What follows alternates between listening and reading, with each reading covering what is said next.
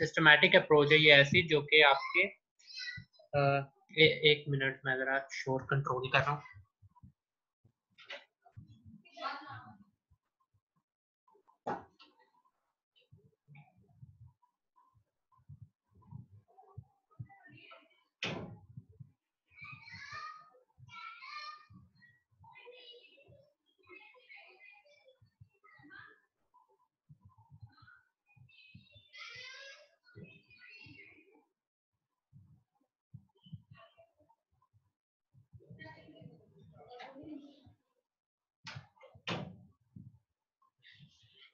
जी, systematic approach है basically जिसमें आप कोई भी जब हैजर्ड आ जाता है आपके फूड में, आप तब उसे कंट्रोल नहीं करते, बेसिकली उसे उसकी एंट्री से पहले ही उसे प्रिवेंट करने की कोशिश करते हैं, ठीक है, ताकि किसी किस्म का कोई हैजर्ड जो है वो आपके प्रोसेस लाइन के अंदर आए ही ना।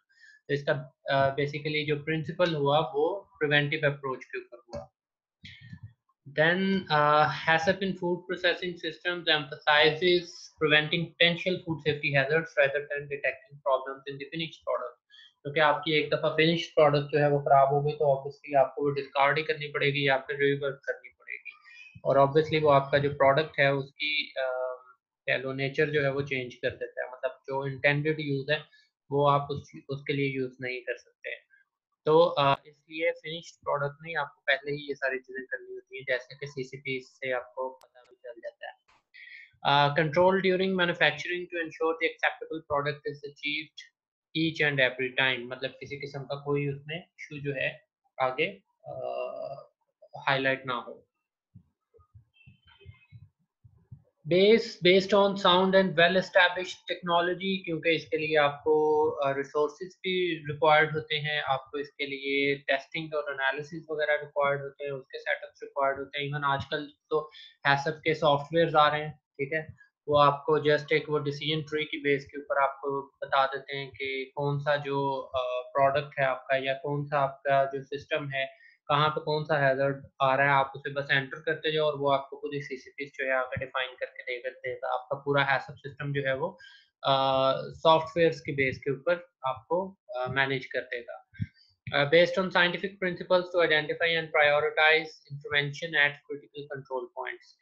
Critical control points कौन से हैं ये आगे भी देखते हैं, लेकिन होते क्या हैं ये जहाँ पे आप कोई भी अपना हैजर्ड जो है वो कंट्रोल कर सको, वो लास्ट कोई भी ऐसा पॉइंट होता है जिससे आगे अगर आप अपनी फूड लेके जाते हो, कोई हैजर्ड लेके जाते हो, तो वो अल्टीमेटली आपकी फूड को स्पॉइल करेगा, खराब करेगा। टोटल स्टूडेंट कितने हैं भला? सीआर कौन है? असजद? वही नहीं है। कितने हैं टोटल स्टूडेंट भला? असजद ही है सीआर, टोटल का आइडिया नहीं है, आपको कंफर्म करके बता देंगे। अच्छा चलो। 25 कितने? 25। अच्छा, सिर्फ 11 10 हैं यहाँ सिर्फ। चलो, बेस्ड ऑन साइंटिफिक, इसकी ना स्क्रीनशॉट ले लो ताकि वो अटेंडेंस के तौर पे काम आ जाए आप लोगों की। ओके तो स्टूडेंट्स हैं जो उनके Okay. principles to identify and prioritize the intervention at critical, जो आपके critical control points है वहाँ पे कोई भी steps जो हैं आपके जो initiate किए जा सके और वहाँ पे ही आपका जो hazard है वो control किया जा सके। Basically scientific principles ऐसे यूज किए जाते हैं। And next एंड प्रोडक्ट, अब अगर आपने हैकर जो है वो इम्प्लीमेंट नहीं करना, ठीक है, तो इसका क्या मतलब हुआ कि आपकी जो प्रोडक्ट है जब आप एंड पे जाएगी वो प्रोडक्ट, फिनिश प्रोडक्ट आपके हाथ में होगी, आप तब उसके एनालिसिस करोगे, तब अगर आपको कंप्लेंट आएंगी तो तब उनके क्या ड्रॉबैक्स हो सकते हैं। वो drawbacks, these tests are destructive and time consuming, मतलब ऑब्वियसली आपको वो सैंपल पूरे जो आपकी फिनिश प्रोडक्ट है वो आपको स्पॉइल करनी पड़ेगी जितने भी होगी, जितना भी सैंपल साइज होगा, ठीक है। और टाइम कंज्यूमिंग मींस आप तब तक अपनी बैच जो है वो रिलीज नहीं कर सकते मार्केट के लिए, क्योंकि आपके पास रिजल्ट ही नहीं होगा कि वो सेफ भी है मार्केट में भेजने के लिए या नहीं, आपके पास कोई एश्योरिटी नहीं होगी। Slow response time in obtaining result, for example अगर आपने माइक्रो के रिजल्ट देखते हैं, ठीक है, आप पहले कोई टेस्ट नहीं कर रहे, आप एंड पे चेक करते हो कि क्या आपका प्रोसेस सही है या नहीं, आप उसके लिए माइक्रो टेस्ट करते हो, आपका बैच जो है वो पड़ा हुआ है, आप उसके 2-3 दिन के बाद माइक्रो के रिजल्ट्स जो है आप चेक कर रहे हो कि कितने देर में आ रहे हैं रिजल्ट, ठीक है। तो वो आपका रिस्पॉन्स टाइम स्लो हो जाएगा, आपका बैच जो होगा उतना डिले हो जाएगा मार्केट में। And costly in terms of sample sizes, अगर बड़े सैंपल साइजेस हो तो, ठीक है, आपको उसकी कॉस्ट जो है वो बियर करनी पड़ती है।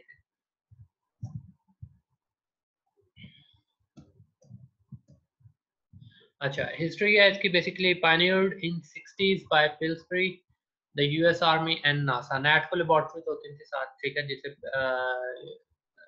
जो यूएस आर्मी की लेबॉर्ट्रीज वगैरह थी, उन इन तीनों ने मिलकर क्या किया था, ये एक सिस्टम डेवलप किया था। हो स्टार्ट पे किसके लिए किया गया था, स्टार्ट पे ये नासा के जो एस्ट्रोनॉट्स वगैरह उनके लिए किया गया था, ताकि वो स्पेस में जाएं और जो आपकी प्रोडक्ट है या जो भी फूड कमोडिटी है वो किसी किस्म का कोई हैजर्ड फ्री कमोडिटी हो, ठीक है। Pillsbury presented the HACCP concept publicly in 1971 and 74 US canned food started implementing, ठीक है, मतलब आहिस्ता आहिस्ता उसके ऊपर मूव होना शुरू हो गई थी आपकी जो इंडस्ट्री है, यूएस इंडस्ट्री जो थी, ठीक है। Early 80s major food companies adopted HACCP के 80s में जाके जो आपकी कंपनीज हैं उन्होंने हैसप अडॉप्ट करना शुरू कर दिया और किसी हद तक लीगलाइज भी कर दिया था उसे। आप लीगलाइज नहीं कहेंगे बल्कि इसे लेजिस्लेशन में इन्वॉल्व कर दिया था उसे, मैंडेटरी कर दिया था उसे, ठीक है, हैसप को। अर्ली 90s में Canada starts a program to implement HACCP, ये भी नेशनल लेवल के ऊपर था, जो आपका लेजिस्लेटिव रिक्वायरमेंट बना दिया था उन्होंने। देन प्री रेक्विजिट प्रोग्राम्स क्या होते हैं, बेसिकली फाउंडेशन प्रोवाइड करते हैं सबको। चार हैं टोटल प्री रेक्विजिट प्रोग्राम्स जो कि हैसप के प्री रेक्विजिट प्रोग्राम्स कहलाते हैं, जिसमें जीएमपी, जीएचपी, जीएपी और जीएलपी शामिल हैं, ठीक है। इन चारों को जब तक आप इम्प्लीमेंट नहीं करते, आप तब तक जो हैसप है वो किसी भी इंडस्ट्री के ऊपर अप्लाई नहीं कर सकते। क्योंकि ये जो होंगे तो तभी उसकी बेस बनेगी जो आपका हैसप है, ठीक है। HACCP plans are only effective if these are in place and these require the most time to implement, क्योंकि सारा काम ही इन्हीं का है, ठीक है। उसके बाद तो सिर्फ आपको HACCP डिजाइन और उसकी शीट्स मेंटेन करनी है। पहले जितने भी रेक्विजिट प्री रेक्विजिट्स होती हैं वो सारी की सारी आपकी ये जीएमपी, जीएचपी वगैरह नहीं करनी होती है, ठीक है। आप वो अप्लाई करोगे, उनकी शीट्स बनाओगे, उसके बाद आप आगे हैसप का डिजाइन कर सकते हो, अदरवाइज आपका हैसप डिजाइन ही फेलियर की तरफ जाएगा। अच्छा, इनमें और क्या क्या चीजें हैं जो प्री रेक्विजिट प्रोग्राम्स में क्या क्या चीजें हैंडल करते हैं, ये मुख्तलिफ जो चारों उसके पॉइंट्स हैं, जिसमें जीएमपी, जीएचपी, जीएपी, जीएलपी है, उन सबको मिला के कुछ ऐसे मेजर पॉइंट्स हैं जो कि उन्हें कवर करते हैं, ठीक है। वो कौन से मेजर पॉइंट्स, जो आपके प्रेमिसेस हैं, ठीक है। आपके प्रेमिसेस के अंदर क्या क्या चीजें आती हैं ये देखते हैं। Transportation and storage, equipment, personnel, sanitation and pest control, recall, ठीक है। ये सारे के सारे प्री रेक्विजिट प्रोग्राम्स जो हैं ये हैंडल करते हैं। इनके अंदर क्या क्या चीजें शामिल होती हैं वो देखते हैं। सबसे पहले प्रीमिसेस, प्रीमिसेस में आपके आउटसाइड प्रॉपर्टी है। फॉर एग्जांपल अगर आपका कोई कह लो कि किसी किस्म का कोई रेस्टोरेंट है, ठीक है, आपने उसके ऊपर लगाया हुआ है सब प्लान जो है वो इम्प्लीमेंट किया हुआ है, जैसे ये KFC होते हैं, मैकडोनल्ड्स वगैरह होते हैं, ठीक है। तो इनकी जो आउटसाइड जो प्रॉपर्टी होती है, जो इनकी इवन पार्किंग एरियाज होते हैं, वो भी उसके लिए भी आपको लॉग शीट्स मेंटेन करनी होती है कि वो कितनी देर बाद आप उसकी क्लीनिंग करते हो, कितनी देर बाद, क्योंकि वो डायरेक्टली आपके लिए एक हैजर्ड बन सकता है, ठीक है।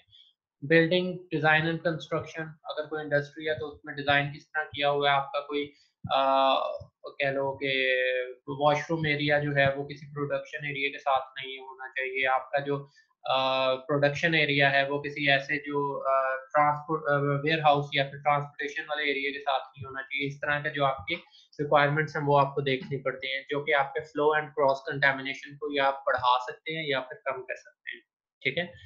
तो ये इसलिए ज़रूरी है आपकी जो प्रेमिसेस हैं उनका प्लान। देन सैनिटरी फैसिलिटीज, जिसमें ये वॉशरूम, चेंज रूम, जैसे इसकी मैंने एग्जांपल दी है अभी आपको, ये किसी प्रोडक्शन एरिया वगैरह के साथ ना होगा तो वो आपके लिए क्रॉस कंटेमिनेशन का सोर्स बनेगा। Hand washing and sanitization facilities, hand washing और सैनिटाइजेशन फैसिलिटीज जो है आपने कहाँ कहाँ पे लगानी है, ठीक है। फॉर एग्जांपल प्रोडक्शन एरिया के अंदर से घुसने तक लगानी है, ठीक है। अब अंदर घुसने से पहले लगानी है या अंदर लगानी है, कहाँ पे कौन से बैरियर्स लगाने हैं आपने, कहीं पे वो आपको कह लो कि फुट कवर्स जो हैं वो आपको पहनने पड़ते हैं, ठीक है। तो ये सारी चीज़ें आपकी सैनिटरी फैसिलिटीज़ में आती हैं। Equipment cleaning and sanitization facility, equipment cleaning में आपका ज़्यादातर आप कह लो कि आप सीआईपी और सीओपी वगैरह किस तरह करते हो, ठीक है। सैनिटाइजेशन फैसिलिटी, आपके पास बॉयलर वगैरह हैं, स्टीम से आप सैनिटाइजेशन करते हो या नहीं, ठीक है। हॉट वाटर वगैरह की फैसिलिटी, ठीक है। तो ये सारे आपके प्रोग्राम्स जो हैं वाटराइज स्टीम क्वालिटी प्रोग्राम, जो कि आपके सैनिटेशन फैसिलिटी के लिए यूज़ किए जाते हैं।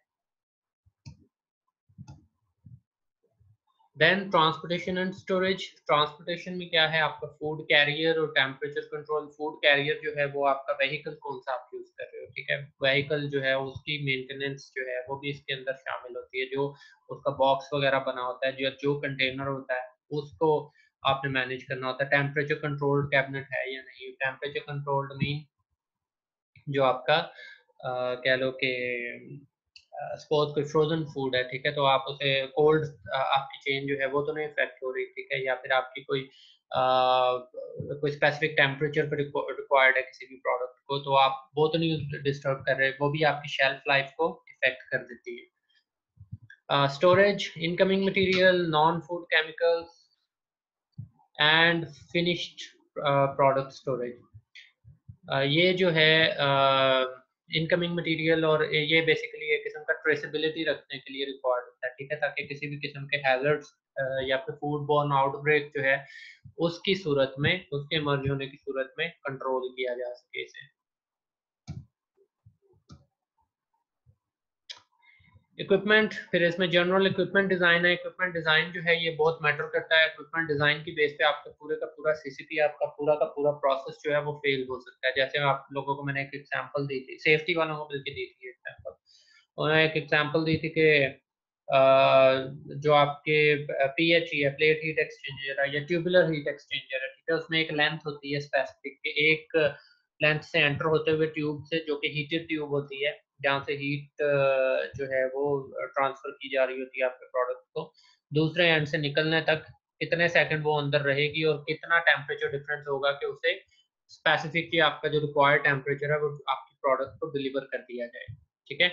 अगर इसमें थोड़ा बहुत इवन सेंटीमीटर्स का भी फर्क हो तो ऑब्वियसली आपकी जो प्रोडक्ट है उसे प्रॉपर टेम्परेचर है।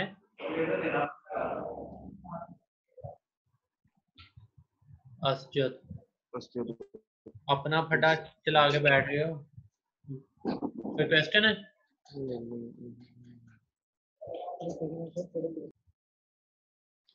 आप लोगों ने क्वेश्चंस वगैरह लिखी जाए करो, एंड पे पूछ लिया करो। अच्छा, इक्विपमेंट डिजाइन हो गया, ठीक है। इक्विपमेंट इंस्टॉलेशन, इंस्टॉलेशन जो है वो आपने कब करनी है और कैसे करनी है।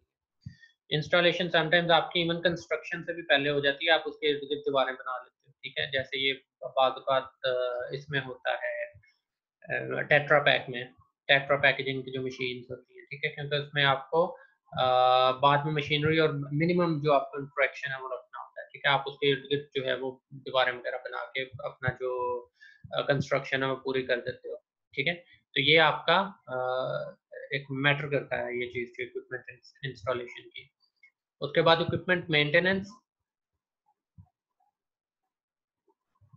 इक्विपमेंट मेंटेनेंस में क्या है, इक्विपमेंट की कैलिब्रेशन होनी चाहिए, ठीक है। कैलिब्रेशन मतलब आपको जब भी कोई उस पर एनालिसिस करना है, जब भी नहीं बल्कि एक स्पेसिफिक टाइम रखा होता है, इसकी भी लॉग शीट्स बनती हैं जो इक्विपमेंट कैलिब्रेशन होता है, ठीक है। ये आपके जीएलपीस में आता है, जो लॉग शीट्स बननी होती हैं इक्विपमेंट कैलिब्रेशन की, तो वो आप बना के उसका प्रॉपर रिकॉर्ड मेंटेन करते हो और उसकी बेस पे आपके जो एनालिसिस हैं उनको ड्यू वेटेज की जाती है।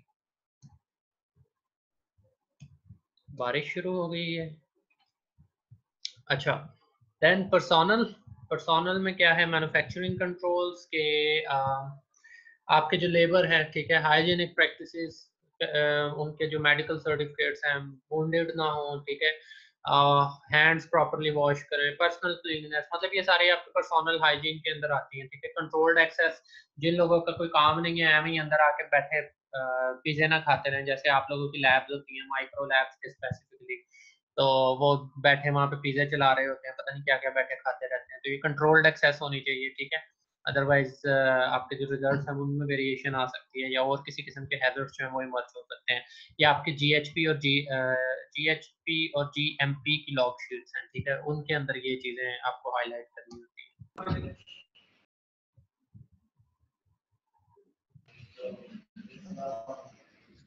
क्या मसला है? ऐसे ये मिनट बाद अनम्यूट कर लेता है खुद को।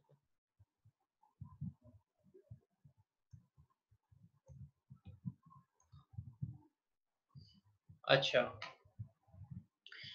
Sanitation and pest control. Sanitation and pest control में क्या है?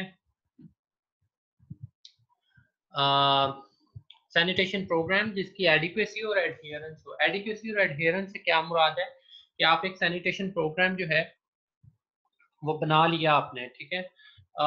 होता क्या है, ज़्यादातर लोग उसके साथ वो एडिक्वेट नहीं होता, मतलब उससे प्रॉपरली जो है वो इस लेवल का होता है कि उसके साथ प्रॉपरली जो आपके माइक्रो ऑर्गेनिज्म है या किसी भी किस्म के जो हैजर्ड्स हैं वो रिमूव नहीं हो रहे होते, ठीक है? तो इस वो एडिक्वेट होना चाहिए कि वो हर किस्म के जो आपके हैजर्ड्स हैं वो रिमूव करे। अगर नहीं और अगर एक दफ़ा ये बन चुका है तो उसके बाद इसके साथ एडहेरेंस होनी चाहिए। एडहेरेंस मीन्स कि आप उसे कॉन्टिन्यूसली इसको फॉलो करो, फॉलो अप इसके ऊपर प्रोग्राम्स भी बनाओ, ठीक है? मॉनिटरिंग इसकी करते रहो साथ साथ। इसी तरह पेस्ट कंट्रोल प्रोग्राम है, वो भी एक किस्म का हैजर्ड है जो कंट्रोल करता है, ठीक है? आईपीएम जो है, तो उसके साथ भी आपकी एडिक्वेसी और एडहेरेंस जो है वो मैंडेटरी है। अच्छा, रिकॉल प्रोग्राम क्या होता है? रिकॉल सिस्टम और रिकॉल इनिशिएशन। इसमें ये होता है कि बेसिकली आपको एक रिकॉल प्रोग्राम जो है वो रिक्वायर्ड होता है। उसके लिए आप मॉक रिकॉल्स भी बनाते हो, ठीक है? और उसके लिए लॉग शीट्स भी बनाते हो कि ठीक है जी आप मॉक रिकॉल्स करते रहे हो, वो लॉग शीट होती है उसकी, ठीक है? ये आपका जीएमपी में आता है लॉग जो मॉक रिकॉल्स है, ठीक है? इसके अलावा ये हैसप की सीसीपी शीट के अंदर भी आता है जो आपके मॉक रिकॉल्स की लॉग शीट है। तो आपके पास वो प्रॉपर्ली मेंटेन्ड हो, ठीक है? ताकि अगर किसी किस्म का कोई हैजर्ड हो तो आप उसे मार्केट से रिकवर कर सको। विथड्रॉल के लिए एज सच आपको सेपरेट प्रोग्राम नहीं चाहिए होता, वो आपके रिकॉल सिस्टम का पार्ट होता है विथड्रॉल।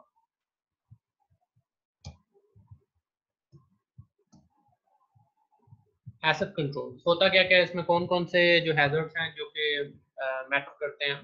मैटर तो बहुत सारे करते हैं, मतलब जो कह लो मेन ज्यादा मशहूर है तो माना है, ठीक है? पैथोजेनिक बैक्टीरिया, बायोलॉजिकल हैजर्ड्स हैं, ठीक है? पैथोजेनिक बैक्टीरिया, क्लॉस्ट्रिडियम बोटुलिनम, ये ज्यादातर आपकी अनकुक्ड सेमी कुक्ड फूड्स में होता है और आपके जो है कैंड आइटम्स उनके अंदर होता है। साल्मोनेला आपके मीट कमोडिटीज के अंदर होता है, स्पेसिफिकली फॉर चिकन कमोडिटीज, ठीक है?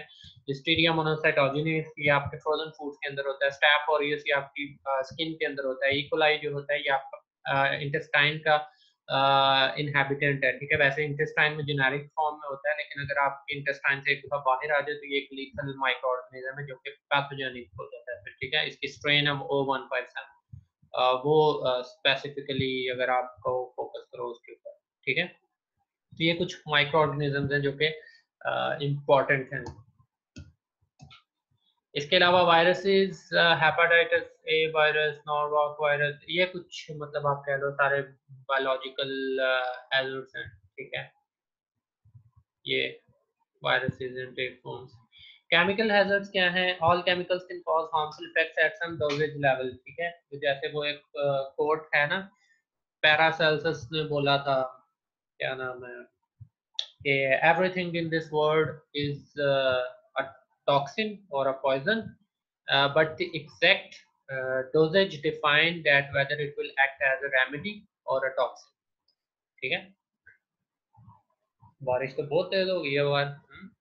अच्छा, तो ये बेसिकली आपका डोजेज लेवल है, वो डिफाइन करता है कि किसी भी चीज को रेमेडी बनना चाहिए या किसी भी चीज को टॉक्सिन बनना चाहिए। जैसे आप शुगर खाते हो, आप सॉल्ट खाते हो, जितना ज्यादा लोगे, ज्यादा सॉल्ट लोगे, बीपी पेशेंट कम लोगे तो लो बीपी हो जाएगा, ठीक है? और शुगर का भी ऐसे ही है। तो इसके बाद नेचुरली अक्रिंग केमिकल्स हैं कुछ, ठीक है? वो भी आपके केमिकल हैजर्ड्स के तौर पर परफॉर्म करते हैं। एडेड केमिकल्स थोड़े ज़्यादा, इनके लिए सर्टिफिकेशन भी आपको रिक्वायर्ड होती है क्योंकि ये ज़्यादा थोड़े कॉम्प्लिकेटेड होते हैं और इनके बारे में कोई स्टडी नहीं ऑलरेडी अवेलेबल होती। इसके अलावा chemical hazards, naturally occurring chemicals जिसमें shellfish toxins, mushroom toxin, aflatoxin, ठीक है, कुछ वो फिश के टॉक्सिन्स भी होते हैं, ठीक है। ये डिपेंड करता है, आपको हर फूड के अंदर कोई ना कोई टॉक्सिन होता है, ठीक है, जैसे पनीर वो जो क्वेल के अंदर है, ठीक है, इवन हर फूड जो है वो कोई ना कोई टॉक्सिन रखती है, ठीक है। वो लहदा बात है, ये थोड़े ज्यादा सीवियर किस्म के हैं जो मशरूम, एफ्लाटॉक्सिन और शेलफिश है। एडिड केमिकल्स में क्या क्या चीजें आती हैं एग्रीकल्चर प्रोडक्शन के अंदर? पेस्टिसाइड्स, फंजीसाइड्स, फर्टिलाइजर्स, एंटीबायोटिक्स, ये सारे वो केमिकल्स हैं जिनके आपकी फूड कमोडिटीज के अंदर कोई ना कोई कह लो कि रह ही जाती है, रेजिड्यूज रह जाते हैं, ठीक है। और इनके रेजिड्यूज के लिए क्या किया जाता है, एमआरएल्स के साथ इन्हें रिलेट किया जाता है। एमआरएल्स मैक्सिमम रेजिड्यूज लेवल्स होते हैं, ठीक है। ये पेस्टिसाइड्स के भी होते हैं, फंजीसाइड्स, एंटीबायोटिक्स, इन सब के होते हैं, ठीक है, जो जो आपकी फूड के ऊपर अप्लाई किया जाता है। एमआरएल्स जो है वो आपके WHO, FDA ने स्टैंडर्ड्स दिए होते हैं, उनकी बेस पे आप डिफाइन करते हो कि आपकी जो फूड कमोडिटी है इसके अंदर ये पेस्टिसाइड यूज हुआ है तो इसके कितने रेजिड्यूज जो है वो एक्सेप्टेबल हैं, जो कि आपको किसी किस्म का कोई हार्मफुल इफेक्ट प्रोड्यूस नहीं करेंगे। अगर वो उससे ज्यादा रेजिड्यूज जो हैं उस फूड के अंदर परसिस्ट करेंगे तो वो आपके लिए हार्मफुल होगी वो फूड प्रोडक्ट, ठीक है।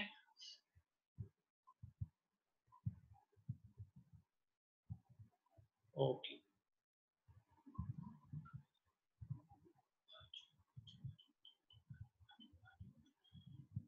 अच्छा, इसके बाद एडेड केमिकल्स, फूड प्रोसेसिंग, इसमें क्या प्रिजर्वेटिव, फ्लेवर एनहांसर्स, कलर्स, ये भी समटाइम्स जो है नुकसानदेह होते हैं। जैसे सोडियम बेंजोएट है, प्रिजर्वेटिव के तौर पे यूज किया जाता है, बहुत ज्यादा ऐड किया जाता था पहले, लेकिन इससे क्या होता था, इससे आपके गले में प्रॉब्लम्स होती थी, इसका साइड इफेक्ट्स होते थे, ठीक है। अभी भी आपके जूसेस में बहुत ज्यादा होता है। शिजान में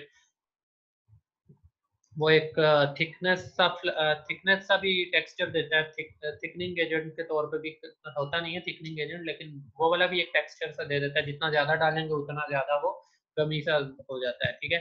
और प्रिजर्वेटिव और जो आपके फ्लेवर एनहांसर्स हैं जिसमें आपका MSG या मोनोसोडियम ग्लूटामेट, वो उसमें क्या था, वो तो बैन कर दिया था, उसका पता नहीं कहते थे कि कैंसर से भी उसका कोई लिंक बनाया हुआ था उन्होंने, ठीक है, लेकिन यूज होता है, जैसे जीनोमोटो कहते हो आप लोग, वो Chinese salt.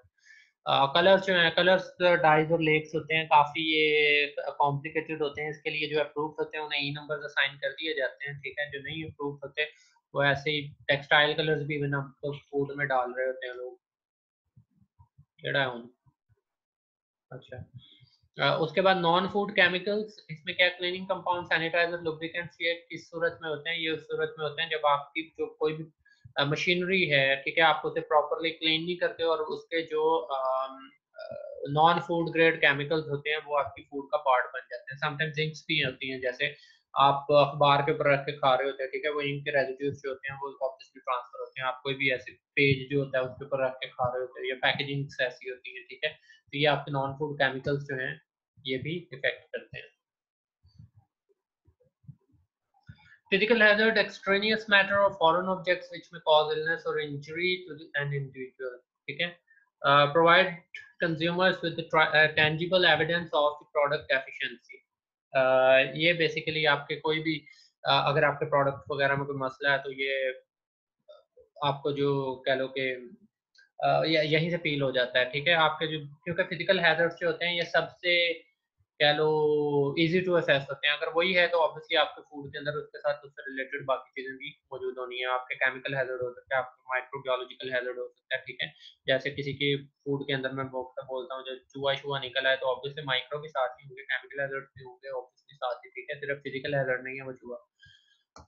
Then types of physical hazards जिसमें wood, stones, metal, bone, plastic, personal effects वगैरह, ठीक है, ये सारे जो फिजिकल हैजर्ड्स हैं ये उनकी टाइप्स है जो कि आपकी फूड कमोडिटी जो है उसे किसी तरह भी खराब करते हैं, ठीक है, फिजिकल हैजर्ड्स। अच्छा, अब इम्प्लीमेंटेशन जो है वो किस तरह होती है इसकी हैसर की।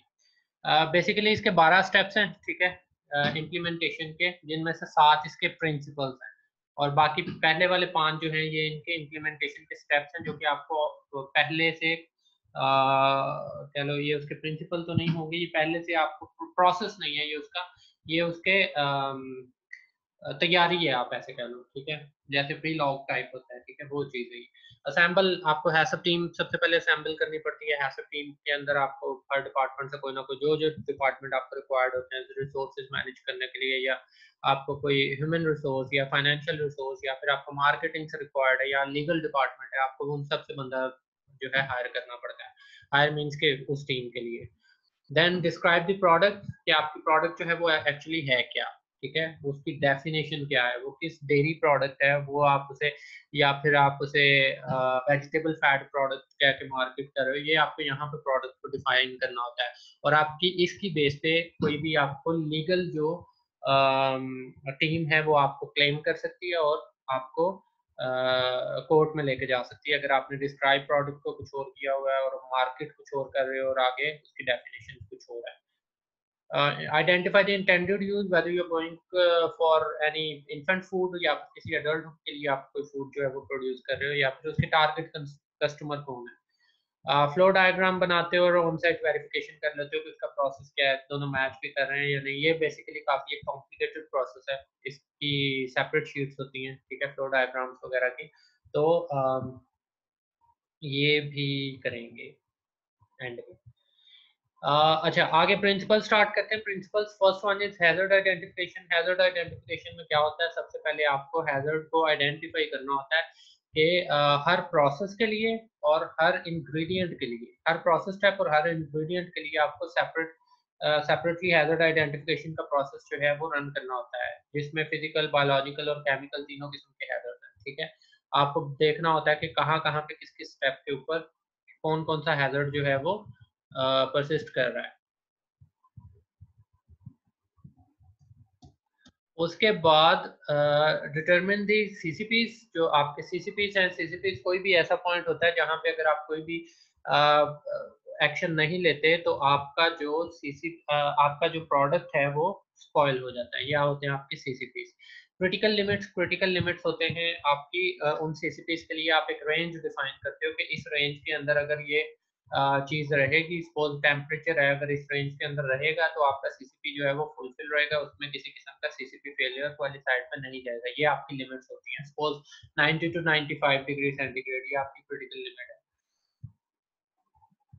मॉनिटरिंग प्रोसीजर्स, मॉनिटरिंग के लिए आप इन्हीं सीसीपीज की क्रिटिकल लिमिट्स के लिए ही आप मॉनिटरिंग प्रोसीजर्स यूज करते हो। फॉर एग्जांपल, आप उसमें कोई थर्मामीटर लगा देते हो, आप उसमें अगर कोई टेम्परेचर है आपका सीसीपी या लिमिट, आप पीएच है तो आप उसके लिए पीएच मीटर लगा सकते हो, आप उसके लिए मैनुअल रिकॉर्डिंग कर सकते हो, आप कोडिंग चेक करना चाहते हो तो आप उसके लिए कोडिंग के लिए कोई एक मैनुअल बंदा खड़ा कर सकते हो। ये सारी आपकी मॉनिटरिंग प्रोसीजर्स हैं। और डेविएशन प्रोसीजर्स या इन्हें करेक्टिव एक्शंस भी बोलते हैं हम लोग, ठीक है। जब अगर किसी किस्म का कोई मसला हो, आपकी जो क्रिटिकल लिमिट्स हैं वो ऊपर नीचे हो अपने जो डिफाइंड पाथ है उससे, तो वहां पे आपका क्या किया जाता है, मॉनिटरिंग आपका करेक्टिव एक्शन लिया जाता है, ठीक है। एंड देन वेरिफिकेशन प्रोसीजर्स, कि आपकी जो वेरिफिकेशन है कि वाकई आपके करेक्टिव एक्शन के बाद चीजें सही हो गई हैं या नहीं, ठीक है। और इन दी एंड आप उसका रिकॉर्ड रख लेते हो, बेशक वो लॉग शीट्स की फॉर्म में और बेशक आपका इलेक्ट्रॉनिक रिकॉर्ड की फॉर्म में। बेनिफिट्स क्या क्या है, रिस्क बेस्ड सिस्टम है, मतलब आप एक प्रिवेंटिव अप्रोच की तरफ जाते हो, ठीक है। शेयर्ड रिस्पांसिबिलिटी किसी एक के सर पे नहीं पड़ती, आपको पहले ट्रेनिंग दी जाती है, हर किसी की रिस्पांसिबिलिटीज जो है वो डिफाइंड होती हैं, ठीक है। इंटरनेशनल ट्रेंड के साथ कंसिस्टेंट है, मतलब आप अपने ये यूनिवर्सली एक तरह का होगा, आप खुद डिजाइन गलत कर सकते हो ऐसा, लेकिन ये यूनिवर्सली इसकी एक्सेप्टेबिलिटी है, उसके अंदर कोई फर्क नहीं होगा। Uniform approach to food safety, obviously वही यूनिफॉर्म है, यूनिवर्सली होगा। अच्छा, focuses on inspection activities on critical areas of food safety. आपको पूरी की पूरी लाइन को नहीं देखना पड़ता, आप सिर्फ सीसीपीज को आइडेंटिफाई करते हो। ये हर हैजर्ड को छोटे छोटे हैजर्ड को नहीं ये टारगेट करता है, ये आपके जितने भी बड़े हैजर्ड्स हैं जो कि आपकी प्रोडक्ट स्पॉइल कर सकते हैं उनको देखता है, ठीक है। और जो नो डाउट उनके लिए भी, छोटों के लिए भी प्रिवेंटिव अप्रोच की तरफ जाता है, लेकिन उन्हें ये मॉनिटर नहीं करता, फोकस इसका सीसीपीज के ऊपर ही होता है। Focuses industry responsibility and action with respect to producing safe food and increases scientific basis for inspection program. जो आपके इंस्पेक्शन प्रोग्राम्स हैं उन्हें कह लो एक सपोर्ट जो है वो प्रोवाइड कर देता है, ठीक है, आपका जो एसेट है। Based on principles accepted worldwide and better understanding of your products and process, एक ये होता है प्रोडक्ट बेस्ड अप्रोच है, ठीक है, या प्रोसेस बेस्ड अप्रोच है, ठीक है। इसे कहते क्या है, मतलब आप पूरी इंडस्ट्री के लिए नहीं से कर सकते। इंडस्ट्री के लिए अंदर अगर 10 प्रोडक्ट्स हैं तो इसके लिए आपको 10 ऐसा सिस्टम डिजाइन करने होंगे। इसका मतलब ये है products and process based approach, इसलिए इसे कहते हैं। Higher level of understanding and dealing with food safety, ठीक हो गया, ठीक है। Basis for a common inspection approach by the government, in case अगर ये गवर्नमेंट के साथ गवर्नमेंट ने इसे लेजिस्लेशन में इंक्लूड किया हुआ है, ठीक है। अदरवाइज ये कह लो हमारे पाकिस्तान की बात करें तो हैसत जो है हमारी गवर्नमेंट का वो पार्ट नहीं है, ठीक है। और TQM और ISO 2000 है, ये 9000 है, दोनों के साथ इसकी कंपैटिबिलिटी है, क्योंकि प्री रेक्विजिट्स आप सारे पूरे करते हो, स्ट्रीमलाइन कर देते हो। और ये एक एक्स्ट्रा है ISO 22000 के लिए, तो ये 7th क्लॉज है, आप उसके इसके बगैर उसे भी अप्लाई नहीं कर सकते, ठीक है। आपके 10 प्रोडक्ट हैं, ISO 22000 की सर्टिफिकेशन लेनी है, 7th क्लॉज सबके लिए आपको हैसब डिजाइन करना है, तब जाके आपको ISO 22000 की सर्टिफिकेशन मिलेगी। ओके, आज के लिए इतना ही। क्वेश्चंस हैं तो पूछें।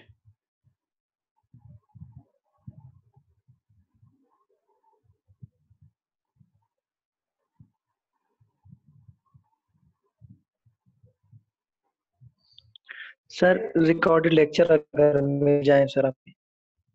Recorded lecture yes sir. भी मैं आपको कर दूंगा यार, मैं ना रिकॉर्ड करके आ रहा हूँ, कर दे दूंगा मैं आपको, मिल जाएंगे। Okay sir, thank you.